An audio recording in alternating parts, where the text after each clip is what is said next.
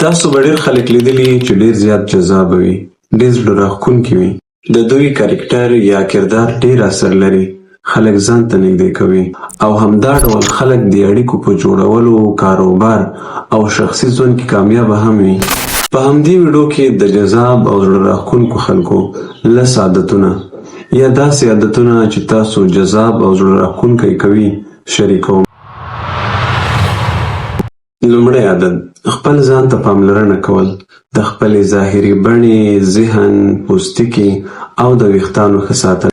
پاکې یا منظمې جامې اغوستل، د عطر یا د خوشبو استعمالول او د مخ د پوستکي نرم ساتل. کله چې ته ځان ته پام کوې، خلکو ته پاک او جذاب ښکاري چې دا خلکو ته ښه احساس ورکوي او مثبت تاثیر رامنځته کوي. دویم عادت: د خلکو سره په میلاوېدو مسکا کول. خندا د اړیکو تر ټولو ساده او زړه راښکونکې ژبه ده. کله چې د خلکو سره په لیدو مسکا کېږي، خلک تا خوږ او مینه‌ناک احساسوي. ستا مسکا دا پیغام ورکوي چې ته د هغو په لیدو خوشحاله. خو مهمه خبره دا ده چې مسکا باید رښتینې او طبیعي وي. طبیعي مسکا په ځانګړي ډول چې د سترګو د تماس سره وي، مثبت تاثیر رامنځته کوي او انسانان یو بل ته نږدې کوي.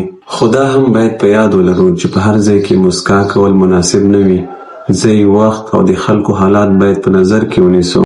دریم عادت: د خلکو نومونه یاد کړئ او هغوی ته په خپل نوم سره غږ وکړئ. د خلکو نومونه یادول او هغو ته د هغوی په نوم سره غږ کول ځانګړی احساس ورکوي او ځان مهم احساسوي. همدارنګه ته هم د هغو په نظر کې ځانګړی، باوري او جذاب انسان ښکاري. کله چې تاسو کوم چاته د هغو په نوم سره غږ کوئ، مقابل کس تا ته ځان نږدې احساسوي. د مثال په توګه، ته له یو چا سره په لومړي ځل مخ کېږي، هغوی ستا نوم یادوي، بیا په دوهم ملاقات کې درته په نوم غږ کوي او ته سمدستي د نوم په اورېدو ځان نږدې احساسوي. همداسې نور خلک هم د خپل نوم په اورېدو ښه احساس کوي. خلکو ته په خوږو نومونو سره غږ کول د درناوي او پاملرنې نښه ده.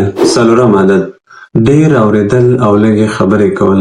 انسانان دا خوښوي چې نور یې خبرو ته غوږ ونیسي، ستونزې واورېدل سي او احساسات یې درک کړل شي. کله چې ته د نورو خبرو ته په رښتیني ډول غوږ نیسې، هغوی ځان ځانګړی او مهم احساسوي. همدارنګه له ډېرو خبرو څخه ډډه کول یوازې چوپ پاتې کېدل نه دي، بلکې د کنټرول او شعور نښه ده. لږې خبرې کول تا له بې ځایه او غلط خبرو ژغوري. کله چې ته ډېر نه غږېږې، خلک ستا ټولې خبرې په دقت اوري او ارزښت ورکوي. ډېر اورېدل او لږې خبرې کول تا یو جذاب او باوقار انسان ښیي. پنځم عادت: د خلکو اړوند معلومات په یاد ساتل. دا عادت دا معنا لري چې د خلکو اړوند معلومات، وړې خبرې چې له تا سره شریکوي په یاد وساتې.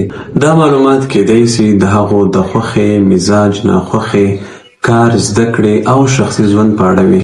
کله چې مقابل کس پوه شي چې ته د یاد کس باره کې معلومات لرې، د هغوی د خوښې خواړه، د خوښې وظیفه، د خوښې هیواد او د شخصي ژوند اړوند معلومات، هغوی خوشحالیږي او داسې فکر کوي چې زما په اړه په هر څه پوهیږي او زه په رښتیا هم ورته مهم یم. دا عادت تا له نورو څخه جلا کوي او ستا شخصیت لا جذاب او د اعتماد وړ ګرځوي.